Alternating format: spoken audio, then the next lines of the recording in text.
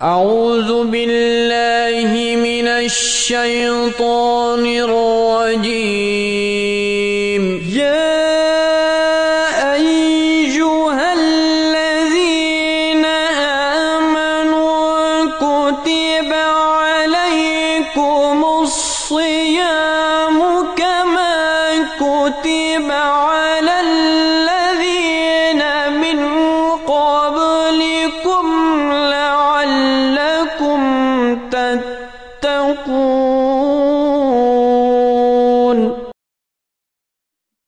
أعوذ بالله من الشيطان الرجيم.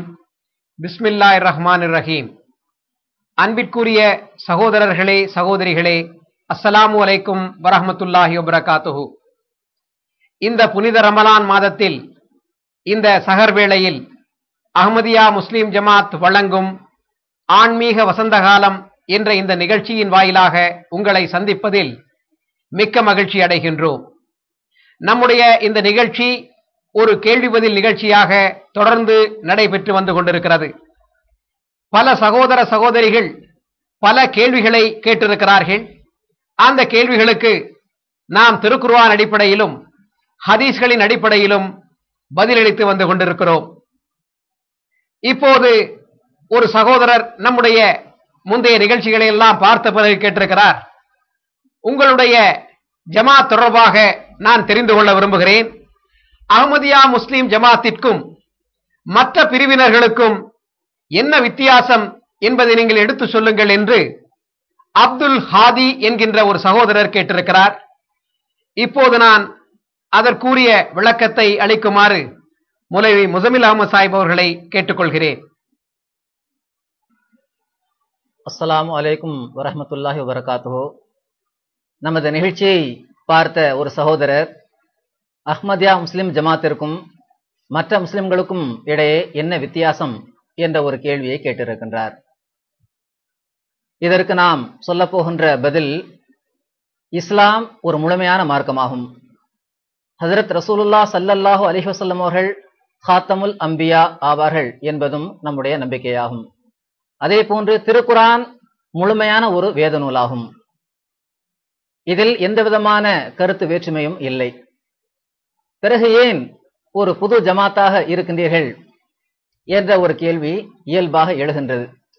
ஆனால் அதற்காக இஸ்லாத்துக்கு அப்பாற்பட்ட அல்லது இஸ்லாத்தில் இல்லாத கொள்கைகளை நாங்கள் கொண்டிருக்கின்றோம் என்ற ஒரு தவறான பிரச்சாரமும் எங்களை பற்றி பேசப்பட்டு வருகின்றது. எனவே இந்த சந்தேகத்தை நிவர்த்தி செய்வதற்காக அஹ்மதியா முஸ்லிம் ஜமாத்தினுடைய தோற்றுனர் ஹஜ்ரத் மிர்சா குலாம் அஹ்மத் அலைஹிஸ்ஸலாத்து வஸ்ஸலாம் அவர்கள் தன்னுடைய கொள்கையை பற்றி என்ன கூறியிருக்கிறார்களோ அவருடைய சொந்த சொற்களில் நான் உங்களுக்கு முன்னால் அந்த மேற்கோளை எடுத்து வைக்கின்றேன். ஹஜ்ரத் மிர்சா குலாம் அஹ்மத் அலைஹிஸ்ஸலாத்து வஸ்ஸலாம் அவர்கள் கூறுகிறார்கள், அல்லாஹ்வை தவிர வணக்கத்துக்குரியவன் யாரும் இல்லை என்றும் சையதுனா ஹஜ்ரத் முஹம்மது முஸ்தபா ஸல்லல்லாஹு அலைஹி வஸல்லம் அவர்கள் அவனுடைய திருத்தூதரும் ஹாத்தமுல் அம்பியாவும் ஆவார்கள் என நாங்கள் நம்பிக்கை கொள்கிறோம். மலக்குகள், மறுமை, கேள்வி கணக்கு, சொர்க்கம், நரகம் இவையெல்லாம் உண்மை என நாங்கள் நம்புகிறோம். அல்லாஹ் திருக்குர்ஆனில் குறிப்பிடும் அனைத்தையும் நாங்கள் நம்புகிறோம். இஸ்லாமிய ஷரியத்திலிருந்து ஒரு கடுகளவு அதிகப்படுத்தவோ குறைக்கவோ அல்லது அதன் கட்டளைகளை கைவிடவோ துன்மார்க்கமான அடித்தளம் போடவோ செய்கின்றவர் ஈமான் இல்லாதவரும் இஸ்லாத்திற்கு அப்பாற்பட்டவரும் ஆவார். நாம் நமது ஜமாத்திடம் போதிப்பது என்னவென்றால், அவர்கள் உளப்பூர்வமாக லா இலாஹ இல்லல்லாஹ் முஹம்மது ரசூலுல்லாஹ் என்ற திருக்கலிமாவின் மீது ஈமான் கொண்டு அதிலேயே நிலைத்து அதிலேயே மரணிக்க வேண்டும் என்பதாகும். மேலும் திருக்குர்ஆனிலிருந்து தெரியவரும் எல்லா நபிமார்கள் மீதும் வேதங்கள் மீதும் நம்பிக்கை கொள்ள வேண்டும் என்பதாகும். அடுத்து அவர்கள் தொழுகை, நோன்பு, ஜகாத்து, ஹஜ் ஆகியவற்றை கடைபிடிக்க வேண்டும். அத்துடன் அல்லாஹுவும் அவனுடைய திருத்தூதர் நபி ஸல்லல்லாஹு அலைஹி வஸல்லம் அவர்களும் குறிப்பிட்டுள்ள கட்டளைகளையும் கடமைகளாக கருதி அவற்றை நிறைவேற்றி வர வேண்டும் என்பதுமாகும். சுருக்கமாக கூறுவதென்றால், எந்த கொள்கைகள் ஸலஃபு சாலிஹீன்கள் ஒருமுகமாக ஏற்றிருந்தார்களோ, எந்த கொள்கைகளை அஹ்லே சுன்னத்தின் ஏகமனதான கருத்தில் இஸ்லாம் எனப்படுகிறதோ அவற்றின் மீது நம்பிக்கை கொள்வது கடமையாகும். இதுவே எங்களின் மார்க்கம் என்பதை வானத்தையும் பூமியையும் சாட்சியாக கொண்டு கூறுகின்றேன். இவ்வாறு ஐயாமுசுல் என்ற நூலில் ஹஜ்ரத் மிர்சா குலாம் அஹமது அலைஹி ஸலாத்து வஸலாம் அவர்கள் குறிப்பிட்டிருக்கிறார்கள். ஆக எங்களுடைய ஜமாத்தினுடைய ஸ்தாபகர் நாங்கள் கொண்டிருக்கின்ற கொள்கை என்ன என்பதை பற்றி மிக தெளிவான முறையில் எடுத்து கூறிவிட்டார்கள். நாங்கள் இஸ்லாத்தை மார்க்கமாக கொள்கின்றோம், ரசூலுல்லாஹ் ஸல்லல்லாஹு அலைஹி வஸல்லம் அவர்களை ஹாத்தமுல் அம்பியாவாக நம்புகின்றோம், மலக்களை ஏற்றுக்கொள்கின்றோம், மறுமை ஏற்றுக்கொள்கின்றோம், சொர்க்கம் நரகத்தை ஏற்றுக்கொள்கின்றோம், அதே போன்று திருக்குர்ஆனில் சொல்லப்பட்டிருக்கின்ற நபிமார்களை ஏற்றுக்கொள்கின்றோம், இதற்கு முன் வந்த வேதங்களை பற்றி ஏற்றுக்கொள்கின்றோம். இவற்றையெல்லாம் எவ்வாறு முஸ்லிம்கள் நம்பிக்கை வைக்கின்றார்களோ அதே போன்று நாங்களும் ஈமான் கொண்டிருக்கிறோம் என்று அவர்கள் மிக தெளிவாக தெளிவுபடுத்தி விட்டார்கள். இதற்கு மாற்றமாக எந்த ஒரு ஆலிமாவது யாராவது பேசுகின்றார்கள் என்றால் அவர்கள் நிச்சயமாக உண்மைக்கு புறம்பாக பேசுகின்றார்கள் என்பதை முஸ்லிம்கள் தெரிந்து கொள்ள வேண்டும். அடுத்து கேள்வி என்னவென்றால், பிறகு நீங்கள் ஏன் தனியாக பிரிந்திருக்கின்றீர்கள், ஒரு தனி ஜமாத்தாக ஏன் இயங்குகிறீர்கள் என்ற ஒரு கேள்வியும் எழுகின்றது. இதற்கும் நாங்கள் விடை தர கடமைப்பட்டிருக்கின்றோம். இந்த அடிப்படையில் பார்க்கின்ற போது இந்த திருக்குர்ஆன் முழுமையான வேதம்தான் என்பதில் யாருக்கும் எந்த மாற்று கருத்தும் இல்லை.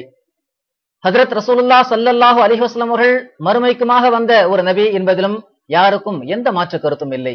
அதே சமயத்தில் இஸ்லாம் முழுமையான மார்க்கமாக இருந்தாலும் கூட ரசூலுல்லாஹ் ஸல்லல்லாஹு அலைஹி வஸல்லம் அவர்கள் இந்த இஸ்லாத்தை பற்றி ஒரு எச்சரிக்கை விடுத்திருந்தார்கள், ஒரு முன்னறிவிப்பு செய்திருந்தார்கள். அதில் ரசூல் ஸல்லல்லாஹு அலைஹி வஸல்லம் அவர்கள் கூறுகிறார்கள், இஸ்லாத்திற்கு ஒரு காலம் வரும், அப்போது அதன் பெயர் அளவில் மட்டுமே அது எஞ்சி இருக்கும், திருக்குர்ஆன் எழுத்தளவில் மட்டுமே எஞ்சி இருக்கும் என்று அவர்கள் கூறினார்கள். மிஷ்காத்தில் இந்த ஹதீஸ் இடம்பெற்றிருக்கிறது. அனைவரும் இந்த ஹதீஸை அறிவார்கள், புரிந்திருக்கிறார்கள். அப்ப இஸ்லாம் முழுமையான மார்க்கமாக இருந்தாலும் ஒரு காலம் வரும், அப்போது அந்த இஸ்லாத்தில் பெயரளவில் மட்டுமே இருக்கும். அதே போன்று திருக்குர்ஆன் முழுமையான வேதம்தான், ஆனாலும் ஒரு காலம் வரும், அப்போது அந்த திருக்குர்ஆன் எழுத்தளவில் மட்டுமே எஞ்சி இருக்கும் என்று ஹஜ்ரத் ரசூலுல்லாஹ் ஸல்லல்லாஹு அலைஹி வஸல்லம் அவர்கள் குறிப்பிட்டார்கள். அதே சமயத்தில் இந்த தீனை உயிர்ப்பிப்பதற்காக இறைவன் புறமிருந்து ஒருவர் வருவார் என்றும் ஹஜ்ரத் ரசூலுல்லாஹ் ஸல்லல்லாஹு அலைஹி வஸல்லம் அவர்கள் குறிப்பிட்டிருந்தார்கள். இந்த அடிப்படையில் மக்கள் என்ன நினைக்கிறார்கள் என்றால், ஹஜ்ரத் ஈசா அலைஹிஸ்ஸலாம் அவர்கள் வானத்தில் உயிரோடு இருக்கின்றார்கள். யார் அந்த பிற மக்களுக்காக தோன்றினார்களோ, பனி இஸ்ராயலுக்காக தோன்றிய அந்த இறை தூதராகிய ஈசா இப்னு மரியம் இன்றளவும் உயிரோடு 2000 ஆண்டு காலமாக வானத்தில் இருக்கின்றார். அவரே மீண்டும் இந்த உம்மத்தை சீர்திருத்துவதற்காக வருவார் என்று ஒரு தவறான கொள்கை கொண்டிருக்கிறார்கள். ஆனால் நாம் ஏற்கனவே நம்முடைய முந்தைய நிகழ்ச்சிகளில் மிக தெளிவான முறையில் எடுத்து கூறியிருந்தோம், ஹஜ்ரத் ஈசா அலைஹிஸ்ஸலாம் அவர்கள் இஸ்ரவேல் மக்களுக்கு மட்டும் அனுப்பப்பட்ட ஒரு ரசூல் ஆவார். அவர் எவ்வாறு தோன்றினார்களோ அதே போன்று அவர்கள் இறந்தும் விட்டார்கள், அவர்கள் காலம் சென்று விட்டார்கள் என்பதற்கு ஹஜ்ரத் ரசூலுல்லாஹ் ஸல்லல்லாஹு அலைஹி வஸல்லம் அவர்களும் சாட்சி பகிர்ந்திருக்கிறார்கள், ஹஜ்ரத் அபூபக்கர் ரலியல்லாஹு அன்ஹு அவர்களும் சாட்சி பகிர்ந்திருக்கிறார்கள். குர்ஆன் ஹதீஸிலும் அதற்கான சான்றுகள் இருக்கின்றன என்பதை நம்முடைய முந்தைய நிகழ்ச்சிகளில் நாம் மிக தெளிவான முறையில் தெளிவாக எடுத்து கூறியிருந்தோம். எனவே இறந்தவர் மீண்டும் இந்த உலகத்தில் வர முடியாது. ஆனால் அதே சமயத்தில் இப்னு மரியம் தோன்றுவார் என்ற ஒரு முன்னறிவிப்பும் ஹஜ்ரத் ரசூலுல்லாஹ் ஸல்லல்லாஹு அலைஹி வஸல்லம் அவர்கள் கூறி இருக்கிறார்கள். அந்த ஹதீஸையும் நாம் ஏற்றுக்கொள்கிறோம். ஆனால் அந்த இப்னு மரியம் இந்த உம்மத்திலிருந்து தோன்றுவார் என்பதை ஹஜ்ரத் ரசூலுல்லாஹ் ஸல்லல்லாஹு அலைஹி வஸல்லம் அவர்கள் மிக தெளிவான முறையில் குறிப்பிட்டிருந்தார்கள். எனவே வானத்திலிருந்து எவரும் வர மாட்டார், அந்த ஈசா இப்னு மரியம் இறந்து விட்டார். எனவே இனி வரக்கூடிய அந்த ஈசா இப்னு மரியம், எந்த ஈசா இப்னு மரியமை பற்றி ஹஜ்ரத் ரசூலுல்லாஹ் ஸல்லல்லாஹு அலைஹி வஸல்லம் அவர்கள் ஹதீஸில் குறிப்பிட்டிருக்கின்றார்களோ அவர் இந்த உம்மத்திலிருந்து தோன்றக்கூடியவராக இருப்பார். அப்படி தோன்றியவர் தான் மிர்சா குலாம் அஹமது அலைஹி ஸலாத்து வஸலாம் என்பதையும் நாங்கள் மிக தெளிவான முறையில் எடுத்து கூறி வருகின்றோம். அடுத்த கேள்வியை ஒரு சகோதரர் கேட்டிருக்கிறார். கேள்வி என்னவென்றால், ஹஜ்ரத் ரசூலுல்லாஹ் ஸல்லல்லாஹு அலைஹி வஸல்லம் அவர்களுக்கு பிறகு நபி இல்லை என்று கூறப்படுகிறது. இவ்வாறு இருக்கையில் அஹ்மதியா முஸ்லிம் ஜமாத்தினுடைய தோற்றுனர் ஹஜ்ரத் மிர்சா குலாம் அஹ்மத் காதியானி அலைஹிஸ்ஸலாம் அவர்களை எவ்வாறு நபி என்று கூறுகிறீர்கள்? அவர்கள் எவ்வாறு நுபுவத் வாதம் செய்திருக்கிறார்கள் என்று கேட்டிருக்கிறார்கள்.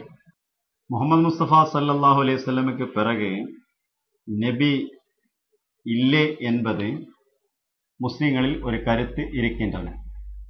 ஆனால் அஹ்மதிகளும் முகமது முஸ்தபா ஸல்லல்லாஹு அலைஹி வஸல்லமுக்கு பிறகு வேற எந்த ஒரு நபியும் வராது, முகமது முஸ்தபா ஸல்லல்லாஹு அலைஹி வஸல்லம் குறிப்பிட்ட ஒரு நபி மட்டும் வருவார் என்ற கொள்கையில் தான் இருக்கின்றார்கள். அதாவது ரசூலுல்லாஹி ஸல்லல்லாஹு அலைஹி வஸல்லம் கூறினார்கள், எனக்கு பிறகு நபி இல்லை. ஆனா அதே ரசூலுல்லாஹி ஸல்லல்லாஹு அலைஹி வஸல்லம் கூறினார்கள், எனக்கு பிறகு தோன்றக்கூடிய மஸீஹ் இப்னு மரியம் நபியாக இருப்பார்கள். முஸ்லிமில் இடம்பெற்ற இந்த ஹதீஸில் 4 முறை முஹம்மது முஸ்தபா ஸல்லல்லாஹு அலைஹி வஸல்லம் தனக்கு பிறகு வரக்கூடிய மஸீஹ் இப்னு மரியம் நபியாக வருவார்கள் என்று உறுதியாக சொல்லியிருக்கிறார். அதுக்கேற்ப முஹம்மது முஸ்தபா ஸல்லல்லாஹு அலைஹி வஸல்லம் உம்மத்தில் தோன்றக்கூடிய மஸீஹ் இப்னு மரியம் நபியாக இருப்பார்கள். அதனால் அந்த மஸீஹ் இப்னு மரியம் என்ற நிலைமையில் இந்த உம்மத்தில் தோன்றிய மிர்சா குலாம் அஹ்மத் அலைஹிஸ்ஸலாம் நபியாக இருக்கின்றார்கள். அதை தவிர வேற எந்த நுபுவத்தும் அவருக்கு கிடையாது. மன் ஃபர்ரக பைனி வ பைனல் முஸ்தபா மா அரஃபனி, என்னுடைய நுபுவத்தும் என்னுடைய கொள்கையும் முஹம்மது முஸ்தபா ஸல்லல்லாஹு அலைஹி வஸல்லம் நுபுவத்தும் முஹம்மது முஸ்தபா ஸல்லல்லாஹு அலைஹி வஸல்லம் கொள்கையும் வேறு என்று யாரு கூறுகிறாரோ அவர் என்னை புரியாதவர்கள் என்று அவர்கள் கூறினார்கள். அதாவது முஹம்மது முஸ்தபா ஸல்லல்லாஹு அலைஹி வஸல்லம் கொண்டு வந்த அந்த ஷரியத்தை, முழுமையான நிலைமையில் கொண்டு வந்த அந்த ஷரியத்தை இன்னும் நிலைநாட்டுவதற்காக, மக்களில் அது பரவச் செய்வதற்காக, அதன் உண்மைத்தன்மை மக்களுக்கு புரிய வைப்பதற்காக வந்த மஸீஹ் இப்னு மரியம் என்ற நிலைமையில் இவர் இருக்கின்றார்கள். அந்த மஸீஹ் இப்னு மரியமுக்கு முஹம்மது முஸ்தபா ஸல்லல்லாஹு அலைஹி வஸல்லம் கொடுத்த பதவி தகுதிதான் நுபுவத் என்ற பதவி. அதுக்கு இடையில் வேற எந்த நபியும் கிடையாது. முஹம்மது முஸ்தபா ஸல்லல்லாஹு அலைஹி வஸல்லம் கூறினார்கள், லைஸ பைனி வ பைனஹு நபியன், எனக்கும் மஸீஹ் இப்னு மரியமுக்கும் இடையில் நபி இல்லை. ஒரு சில மக்கள் ஒரு கருத்தெடுத்து கூறினார்கள், 13 நூற்றாண்டு வரைக்கும் எந்த நபியும் வரல, இப்பொழுது எதுக்கு நபி வருது? முஹம்மது முஸ்தபா ஸல்லல்லாஹு அலைஹி வஸல்லம் சொன்ன ஹதீஸே அப்படிதான், எனக்கும் அந்த மஸீஹ்க்கும் இடையில் நபி இல்லை. லைஸ பைனி வ பைனஹு நபியன்.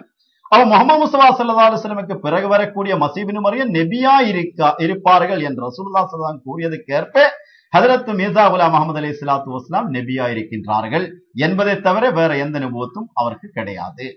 மஸீஹ் இப்னு மரியம் இந்த உம்மத்திலிருந்தே தோன்றுவார் என்றும் அவர் நபியாக இருப்பார் என்றும் இஸ்ரவேல் சமுதாயத்திற்காக தோன்றிய அந்த ஈசா நபி இனி வரமாட்டார் என்றும் திருக்குர்ஆனிலிருந்தும் ஹதீஸ்களிலிருந்தும் மிக தெளிவான முறையில தெரிவிக்கப்பட்டிருக்குது. இப்ப கேள்வி என்னவென்றால், இந்த உம்மத்தில் இருந்தே ஒரு சீர்திருத்தவாதி இறைவன் புறம் இருந்து தோன்றுவதாக திருக்குர்ஆனில் அல்லது ஹதீஸில் ஏதாவது கூறப்பட்டிருக்கிறதா? கேள்வி என்னவென்றால், ஒரு சீர்திருத்தவாதி இந்த உம்மத்திலிருந்து தான் தோன்ற வேண்டும் என்பதை குர்ஆன் ஹதீஸிலிருந்து நாம் தெரிந்து கொண்டோம். அப்படி இந்த உம்மத்திலிருந்து இறைவன் புறமிருந்து ஒருவர் தோன்றுவார் என்பதற்கு திருக்குர்ஆனிலும் ஹதீஸிலும் ஏதாவது ஆதாரம் இருக்கிறதா என்று கேள்வி கேட்கப்பட்டிருக்கிறது. இந்த அடிப்படையில் நாம் ஆய்வு செய்கின்ற போது திருக்குர்ஆனில் சூரா ஜும்ஆ வசனம் 3 அல்லாஹ் மிக தெளிவாக குறிப்பிடுகின்றான், ஹுவல்லதி பாசஃபில் உம்மீன ரசூல மின்ஹும் யத்லு அலைஹிம் ஆயாத்திஹி, அதாவது அவனே எழுத படிக்க தெரியாத மக்கள் மத்தியில் ஒரு ரசூலை அனுப்பினான். அவர் மக்களுக்கு அல்லாஹ்வுடைய வசனங்களை படித்து காண்பிக்கின்றார், அவர்களை தூய்மைப்படுத்துகின்றார், அவர்களுக்கு வேதத்தை கற்றுக் கொடுக்கின்றார், ஞானத்தை கற்றுக் கொடுக்கின்றார். அவர்கள் இதற்கு முன்பு மிக தெளிவான வழிகேட்டில் இருந்தனர் என்று அல்லாஹ் திருக்குர்ஆனில் ஹஜ்ரத் ரசூலுல்லாஹ் ஸல்லல்லாஹு அலைஹி வஸல்லமுடைய தோற்றத்தை பற்றி கூறுகின்றான். அதற்கு அடுத்த வசனம், வஆஹரீன மின்ஹும் லம்மா யல்ஹகு பிஹிம், இன்னும் அவர்களை சாராத மற்றவர்களுக்கு மத்தியிலும் ஆஹரீன்களுக்கு மத்தியிலும் ஒரு ரசூலை எழுப்புவான் என்று வசனம் வருகிறது. இந்த வசனம் இந்த உம்மத்திலிருந்தே ஆஹரீன்களிலிருந்து ஒருவர் தோன்றுவார் என்று மிக தெளிவான முறையில் எடுத்து கூறுகின்றது. இது திருக்குர்ஆன் சூரா ஜும்ஆ 62வது அத்தியாயம் வசனம் 3 மிக தெளிவாக வருகின்றது. இதனை நாம் மட்டும் கூறவில்லை, ஹஜ்ரத் ரசூலுல்லாஹ் ஸல்லல்லாஹு அலைஹி வஸல்லம் அவர்களும் இந்த வசனத்திற்கு இதே தஃப்சீர் விளக்கத்தை தான் கொடுத்திருக்கிறார்கள். ஏனென்றால் புகாரில் நாம் படிக்கின்றோம், இதே சூரா ஜும்ஆவுடைய இந்த வசனத்திற்கு விளக்க உரையில் வருகின்றது, ஹஜ்ரத் ரசூலுல்லாஹ் ஸல்லல்லாஹு அலைஹி வஸல்லம் அவரிடம் இந்த ஆஹரீன மின்ஹும் என்ற இந்த வசனத்தை பற்றி கேள்வி கேட்கப்பட்டது. அவர்கள் யார் என்று அந்த சஹாபிகள் கேட்டனர். அப்போது ஹஜ்ரத் ரசூலுல்லாஹ் ஸல்லல்லாஹு அலைஹி வஸல்லம் அவர்கள் 3 முறை மௌனமாக இருந்தார்கள் கேள்வி கேட்டபோது. பிறகு கூறினார்கள், லவ்கானல் ஈமானு பிஸ்வரையா லனாலஹு ரஜுலுன் அவ் ரிஜாலும் மின் ஹாவுலாய் என்று கூறியதாக வருகிறது. அதாவது சல்மானுல் ஃபாரிசி ரலியல்லாஹு தஆலா அன்ஹு அந்த சஹாபியினுடைய தோளில் கை வைத்தவாறு, ஈமான் கார்த்திகை நட்சத்திரம் வரை சென்றடைந்து விட்டாலும் அங்கிருந்து இவருடைய வம்சத்தை சார்ந்த ஒருவர் அந்த ஈமானை மீண்டும் திரும்ப உலகத்திற்கு கொண்டு வருவார் என்று ஹஜ்ரத் ரசூலுல்லாஹ் ஸல்லல்லாஹு அலைஹி வஸல்லம் அவர்கள் கூறியதாக புகாரில் நாம் பார்க்கின்றோம். ஆக ஒன்று, திருக்குரானில் சூரா ஜுமாவில் அல்லாஹ் ஆஹ்ரீன்களுக்கு மத்தியில் ஒரு ரசூலை எழுப்புவான் என்று ஒரு நற்செய்தியை வழங்கியிருக்கிறான். அந்த ஆஹ்ரீன்களுக்கு மத்தியில் எழும்பக்கூடிய அந்த ரசூல் எவரிடமிருந்து தோன்றுவார் என்று கேட்கையில் ஹஜ்ரத் ரசூலுல்லாஹ் ஸல்லல்லாஹு அலைஹி வஸல்லம் அவர்களே அந்த வசனத்திற்கு தஃப்சீரை வழங்கி இருக்கிறார்கள்.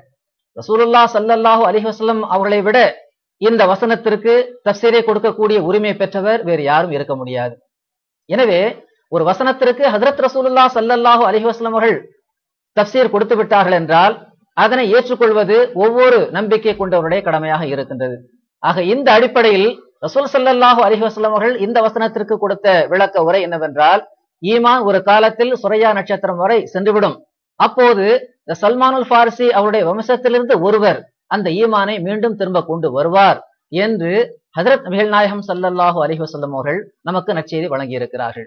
ஆக இந்த அடிப்படையில் ஈமான் இன்று மக்கள் மத்தியில் இல்லை, மக்களை விட்டு சென்று விட்டது என்பதை ஆலிம்கள் ஒப்புக்கொள்கிறார்கள், மக்கள் ஒப்புக்கொள்கின்றனர். ஆனால் அந்த சென்றுவிட்ட ஈமானை மீண்டும் புதுப்பித்து அந்த கார்த்திகை நட்சத்திரம் இருந்து மீண்டும் ஒரு முறை நிலைநாட்டி இருக்கின்றார்கள் ஹஜ்ரத் மிர்சா குலாம் அஹ்மத் அலைஹிஸ்ஸலாத்து வஸ்ஸலாம் அவர்கள். ஆக இந்த அடிப்படையில் இந்த குர்ஆன் வசனத்தையும் ஹதீஸையும் நாம் இணைத்து பார்க்கின்ற போது இந்த உம்மத்திலிருந்தே அப்படிப்பட்ட ஒரு சீர்திருத்தவாதி தோன்றுவார் என்பதை நாம் மிக தெளிவாக தெரிந்து கொள்ள முடிகின்றது. அப்ப இறுதி காலத்தில் வரக்கூடியவர் வந்துவிட்டார், அதுவும் முஹம்மதிய உம்மத்தில் வந்துட்டார். முஹம்மதிய உம்மத்தில் முஹம்மது நபியை பின்பற்றியதனால ஒருவர் வருகிறார் என்று சொன்னால் அது சிறப்புக்குரிய ஒரு விஷயம். முஹம்மது நபியை பின்பற்றாமல் ஒருவர் வர முடியும் என்பதை நாம் நினைத்து கூட பார்க்க முடியாது. ஏனென்றால் இந்த உம்மத்தில் இருந்துதான் தோன்ற வேண்டும் என்று ரசூல் ஸல்லல்லாஹு அலைஹி வஸல்லம் அவர்கள் கூறியிருக்கிறார்கள். ஆனால் இன்றைய ஆலிம்கள் ஒரு மூட கொள்கையை தன்னகத்தை வைத்துக் கொண்டிருக்கிறாங்க. இஸ்ரவேல் சமுதாயத்திற்காக வந்த அதே ஈசா அலைஹிஸ்ஸலாம் தான் மீண்டும் வர வேண்டும் என்று கூறுகிறார்கள். ஆனால் அதற்குரிய ஆதாரத்தை திருக்குர்ஆனிலிருந்து தரல. வானத்துக்கு போயிருக்கிறாரு, வானத்திலிருந்து மீண்டும் வருவாரு என்று சொல்லிக் கொண்டிருக்கிறாங்க. அது முகமது நபிக்கு சம்பந்தம் இல்லாத ஒருவர் வானத்திலிருந்து வருவார் என்று இவர்கள் எதிர்பார்த்துக் கொண்டிருக்கிறார்கள். அதற்கு நாம் ஆதாரம் கேட்டுக் கொண்டிருக்கிறோம். ஆனால் இவர்களால் அந்த ஆதாரத்தை கொடுக்க முடியல. மக்கா பள்ளியினுடைய இமாம் சாஹிப்டையே நம்ம கேட்டிருக்கோம், ஆதாரங்களை இந்த மீடியால இந்த தொலைக்காட்சியில சொல்லுங்க. 2000 ஆண்டுகளாக வானத்தில் இருக்கிறார்கள் சொல்றீங்களே, அந்த ஈசா அலைஹிஸ்ஸலாம் அவர்கள்தான் மீண்டும் வருவார் என்பதற்கு திருக்குர்ஆனிலிருந்து ஆதாரத்தை எடுத்து வையுங்கள் என்று நாம் கேட்டுக்கொண்டிருக்கிறோம். அதற்குரிய ஆதாரங்களை அவர்கள் தரவில்லை. அதற்கு மாறாக மிர்சா குலாம் அஹ்மத் காதியானி அலைஹிஸ்ஸலாம் அவர்களை பற்றி அவதூறாக, இழிவாக, தரைக்குறைவாக, மட்டரகமாக பேசிக்கொண்டு நான் அப்படிப்பட்டவன், மோசமானவன் என்பதை இவர்கள் மக்களுக்கு எடுத்து காட்டிக் கொண்டிருக்கிறாங்க. இது குறித்து நீங்கள் என்ன சொல்ல விரும்புகிறீங்க?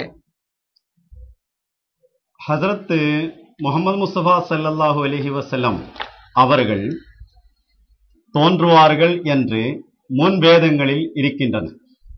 அந்த வேதங்களில் இருக்கக்கூடியது மக்களே எவ்வாறு தன் பெற்றோர் அறிவார்கள், தந்தை அறிவார்கள், அவ்வாறு அறிவார்கள் என்றும் குர்ஆனில் வருகிறது. மக்தூபன் ஃபி தௌராத்தி வல் இன்ஜீல், தௌராத்திலும் இன்ஜீலிலும் எழுதப்பட்ட நபிதா முஹம்மது முஸ்தபா ஸல்லல்லாஹு அலைஹி வஸல்லம் என்பதும் குர்ஆனுடைய வாதம். இதே எடுத்து நாம் கிறிஸ்தவர்களிடம் முஹம்மது முஸ்தபா ஸல்லல்லாஹு அலைஹி வஸல்லம் வாதம் எடுத்து வைக்கும் போது பைபிளில் முஹம்மது முஸ்தபா ஸல்லல்லாஹு அலைஹி வஸல்லம் சம்பந்தமான நற்செய்தி இருக்கின்றன என்று நாம் கூறுவோம். அப்பொழுது அந்த நற்செய்தி சம்பந்தமா பேசுவதற்கு வரமாட்டாங்க. அவர் என்ன சொல்றாரு, கிறிஸ்டியன் ஓரியன்டலிஸ்டுகள் முஹம்மது முஸ்தபா ஸல்லல்லாஹு அலைஹி வஸல்லம் பேர்சலா விமர்சனம் பண்ணுவாங்க. அது எவ்வளவுக்கு சொன்னால், மீசானுல் ஹக் என்ற பெயரில் எழுதப்பட்டுள்ள ஒரு ஓரியன்டலிஸ்ட் நூலில் முஹம்மது முஸ்தபா ஸல்லல்லாஹு அலைஹி வஸல்லம் நஅூது பில்லாஹ் சும்ம நஅூது பில்லாஹ் மின் தாலிக், நம்ம வாயிலது கொண்டு வரதே கஷ்டம், வெபிச்சாரியாகும் என்பது கூட எழுதியிருக்கிறார். அதற்கு ஆதாரம் குர்ஆனும் அதே போன்று குர்ஆனுடைய விரிவுரைகளும் எடுத்து வைத்திருக்கிறார். இது போக ஹஜ்ரத் முஹம்மது முஸ்தபா ஸல்லல்லாஹு அலைஹி வஸல்லம் பைத்தியக்காரனாகும், அயோக்கியனாகும் என்பது கூடி அவர்கள் குறிப்பிட்டிருக்கிறார்கள். எபிலெப்சி என்ற நோயை முஹம்மது முஸ்தபா ஸல்லல்லாஹு அலைஹி வஸல்லம் இருந்தது என்று சொல்றார்கள். அதுபோக பெண்கள் பின்னாடியே அலையக்கூடிய அந்த நிலைமையும் இருந்தது என்பதும் அந்த மீசான் விளக்கில் குறிப்பிட்டிருக்கிறார். கிறிஸ்தவர்கள் முஸ்லிம்களிடம் சில கேள்விகள் கேட்கின்றோம் என்ற பெயரிலே ஒரு நூல் எழுதப்பட்டுள்ளது. அதில் முஹம்மது முஸ்தபா ஸல்லல்லாஹு அலைஹி வஸல்லம் எவ்வளவுக்கு இழிவாக சொல்லப்பட்டது, அதனுடைய 1% கூட மிர்சா குலாம் அலைஹிஸ்ஸலாம் சம்பந்தமா இவங்கள் பேசவில்லை. அதற்குரிய பதில்கள் ஹஜ்ரத் மிர்சா குலாம் அஹ்மத் அலைஹிஸ்ஸலாமுடைய புக்கில் கொடுக்கப்பட்டுள்ளது. அந்த நூல்களிலும் அது இருக்குது. அந்த நூல்களில் இவர் அப்படி இருக்கு இப்படி இருக்கு அயோக்கியன் சொல்ல அந்த நூல்களிலே முஹம்மது முஸ்தபா ஸல்லல்லாஹு அலைஹி வஸல்லம் எதிராக தொடுக்கப்பட்டுள்ள ஒவ்வொரு குற்றச்சாட்டுக்கும் பதில்கள் இருக்கின்றன. இதே போன்று முஹம்மது முஸ்தபா ஸல்லல்லாஹு அலைஹி வஸல்லம் கடைசி நேர சம்பந்தமா ஹைக்கல் எழுதிய முஹம்மது என்ற நூலில் கிறிஸ்டியன் ஓரியண்டலிஸ்டுகள் என்ன கூறியுள்ளது என்பது அதனுடைய அறிமுகத்திலே குறிப்பிடப்பட்டுள்ளது. முஹம்மது ஸல்லல்லாஹு அலைஹி வஸல்லம் மது அருந்தி அதிகமாக அருந்தி ஹஜ்ரத் ஆயிஷாவோட மடியில் தலைஜாய்ச்சி மௌத்தானாரு. அதற்கு பிறகு அந்த மௌத்தான பிணத்தை எடுத்து சாணி குவியலில் எடுத்து போடப்பட்டது. அதுக்கு பிறகு பன்றிகள் அந்த பிணத்தை சாப்பிட்டார்கள். அதனால் முஸ்லிம்களுக்கு மதுவும் பன்றிக்கறியும் தடுக்கப்பட்டுள்ளன என்று கூட அந்த நூலில் எழுதப்பட்டுள்ளது என்று ஹைக்கல் முகமது என்ற நூலினுடைய அறிமுகத்தில் எழுதுகிறார். ஹஜ்ரத் மிர்சா குலாம் அஹ்மத் அலைஹிஸ்ஸலாமுடைய இறுதி நேரம் சம்பந்தமா இந்த முஹம்மது முஸ்தபா ஸல்லல்லாஹு அலைஹி வஸல்லமுக்கு எதிராக பேசக்கூடிய அவருடைய பரம்பரையில் பிறந்தார் காசிமிகள் சொல்றார். அதோட மோசமான நிலைமையில் முஹம்மது முஸ்தபா ஸல்லல்லாஹு அலைஹி வஸல்லம் சம்பந்தமா பேசியிருக்கிறார். நான் என்ன கூறி வரது சொன்னால், ரசூலுல்லாஹ்வுடைய உண்மை பைபிளில் நிரூபிக்க வேண்டும் என்று கூறும்போது ரசூலுல்லாஹ் சம்பந்தமா அயோக்கியன் அது இது பேசக்கூடிய ஓரியண்டலிஸ்டுகளோட அதே நிலைமையில் அதே ஸ்டைலில் மிர்சா குலாம் அஹ்மத் அலைஹிஸ்ஸலாமினுடைய உண்மையும் அவருடைய வாதங்களும் குர்ஆனின் ஹதீஸின் அடிப்படை பேச வேண்டும் என்று சொல்லும் போது அதிலிருந்து ஓடுவதற்காக அதை தப்பிப்பதற்காக மக்கள் மத்தியில் தன்னுடைய முகம் காமிக்க முடியாது என்பதற்காக மசீஹ் அலைஹிஸ்ஸலாத்து வஸ்ஸலாமுடைய புக்கில் அப்படி இருக்கு இப்படி இருக்கு என்று சொல்றாரு. ஆனா உண்மையில் அவர் சொல்றது எதுவுமே அந்த புக்கில் இல்ல. ஆதாரம் நான் காட்டுகிறேன் எல்லாம் சொல்றாரு. நேற்று கூட அந்த காலையில் உள்ள நிகழ்ச்சியில் அவர் சொல்றாரு, मैं क्या पागल हूं अपने आप को नबी का दावा करने का, मैं तो अल्लाह का बंदा हूं. இவ்வாறு எந்த வசனமும் மிர்சா குலாம் அஹ்மத் அலைஹிஸ்ஸலாமுடைய எந்த நூலில் இருந்தும் அவர் எடுத்து காமிக்க முடியாது. அதுபோக அவர் சொல்றாரு, மே அல்லாஹ் கா பீவி ஹூம். இப்பேற்பட்ட ஒரு வசனம் மே அல்லாஹ் கா பீவி ஹூம் என்ற ஒரு வசனம் கூட ஹஜ்ரத் மிர்சா குலாம் அஹ்மத் அலைஹிஸ்ஸலாமுடைய எந்த ஒரு நூலில் இருந்தும் எடுத்து காமிக்க முடியாது. முஜே மாஹ்வாரி பி ஹோத்தி ஹை, எனக்கு மாதவிடா வருது என்று மிர்சா குலாம் அலைஹிஸ்ஸலாம் கூறியிருக்காரா? ஆனா மிர்சா குலாம் அலைஹிஸ்ஸலாமுடைய எந்த நூலிலிருந்தும் இந்த வசனம் அவர் காமிக்க முடியாது. ஆனால் அவருடைய நிலைமை எப்படி என்று நேற்று நான் கூறியிருந்தேன். மிர்சா குலாம் அஹ்மத் அலைஹிஸ்ஸலாம் அவன் என்று சொன்னாரு. அவன் ஒரு நூல் எழுதியிருக்கிறாரா? ரூஹானி ஹஸாயின் என்ற நூல் எழுதியிருக்கிறாரு. ரூஹானி ஹஸாயின் என்றது ஒரு தொகுப்பினுடைய பேரு. மிர்சா குலாம் அஹ்மத் அலைஹிஸ்ஸலாம் தன்னுடைய காலகட்டத்தில் எழுதியுள்ள 80க்கு மேற்பட்ட நூல்கள் பிற்காலத்து எல்லாமே எடுத்து ஒரு தொகுதி என்ற நிலைமையில் ஒரு செட்டு என்ற நிலைமையில் வெளியிடப்பட்டுள்ளதுதான் ரூஹானி ஹஸாயின். ரூஹானி ஹஸாயின் என்ற பெயரில் மிர்சா குலாம் அலைஹிஸ்ஸலாம் எந்த நூலும் எழுதலாம். அந்த நூல் இவர கையில் இருக்கு, அது ஆதாரம் இருக்கு சொல்லும் போது அந்த நூலினுடைய முதல் பேஜிலே இது ஒரு செட்டினுடைய பெயரு. மிர்சா குலாம் அஹ்மத் அலைஹிஸ்ஸலாம் எழுதியுள்ள நூல்கள் எல்லாமே ஒரு செட்டாக தொகுப்பு ரீதியாக எடுத்து வெளியிடும் போது அதுக்கு கொடுத்த பேர் தான் ரூஹானி ஹஸாயின் என்று அதனுடைய முதல் பேஜிலே இருக்குது.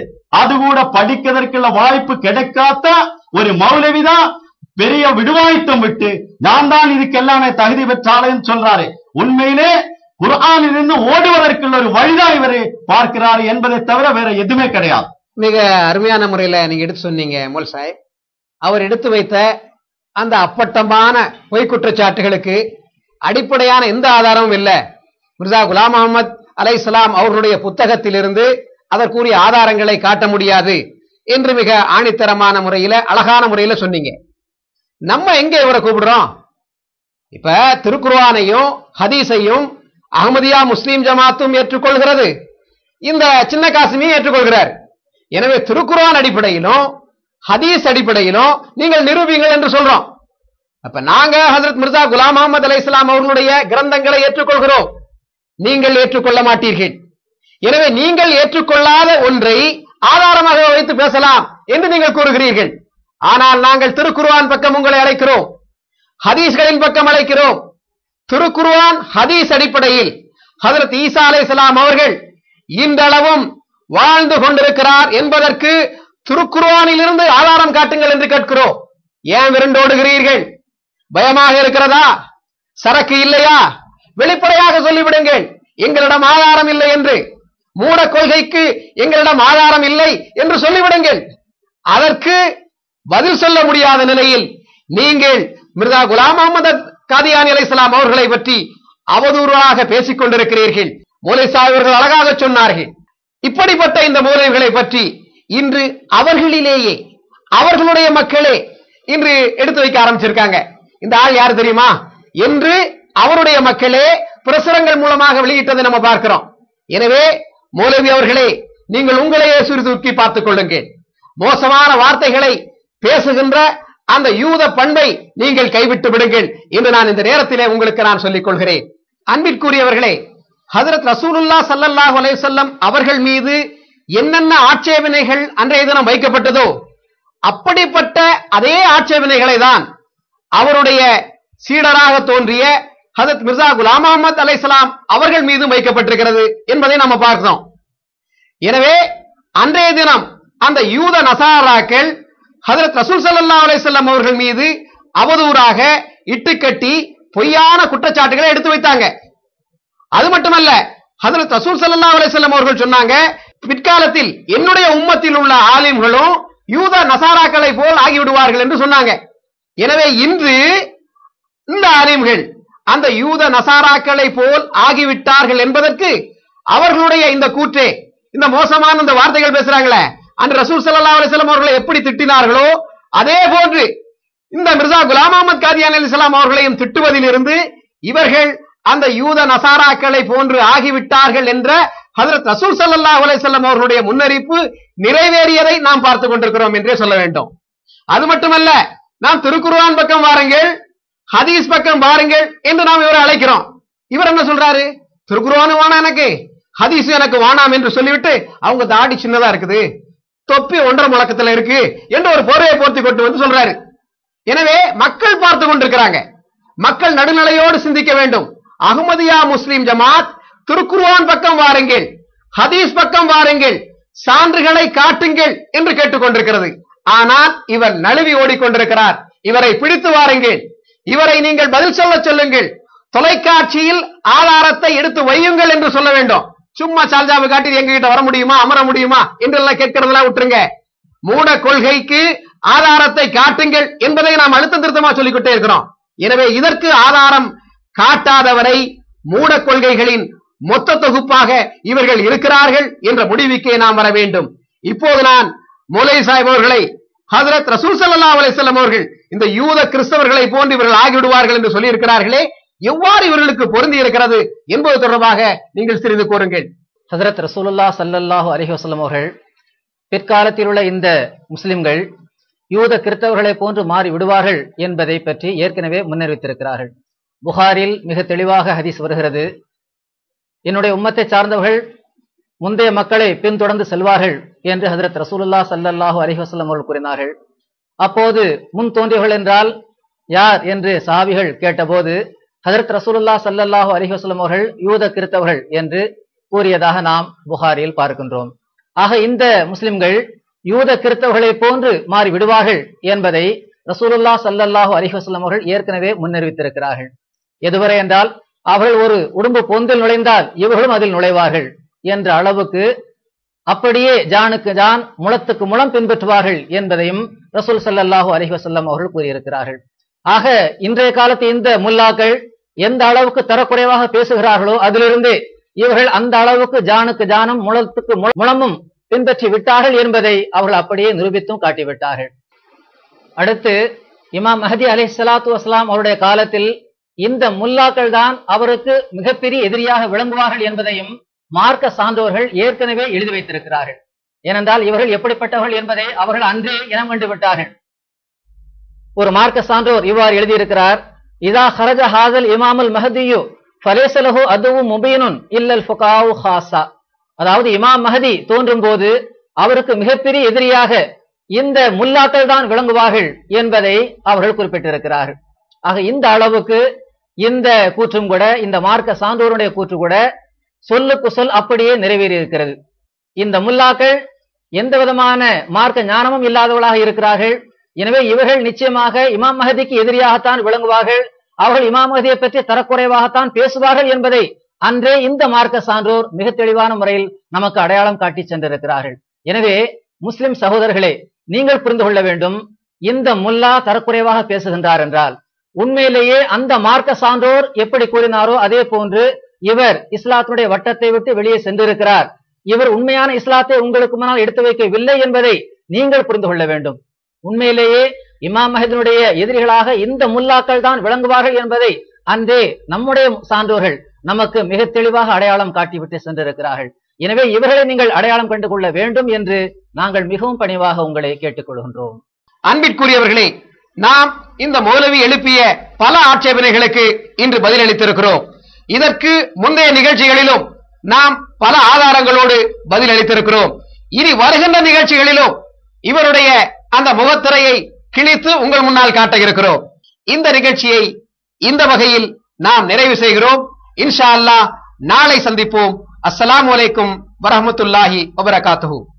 अहमदियत अहमदियत अहमदियत जिंदाबाद जिंदाबाद जिंदाबाद जिंदा ओ पायंदाबाद जिंदाबाद जिंदाबाद अहमदियत जिंदाबाद अहमदियत अहमदियत अहमदियत जिंदाबाद जिंदाबाद जिंदाबाद जिंदा ओ पायंदाबाद जिंदाबाद जिंदाबाद अहमदियत जिंदाबाद अहमदियत अहमदियत अहमदियत जिंदाबाद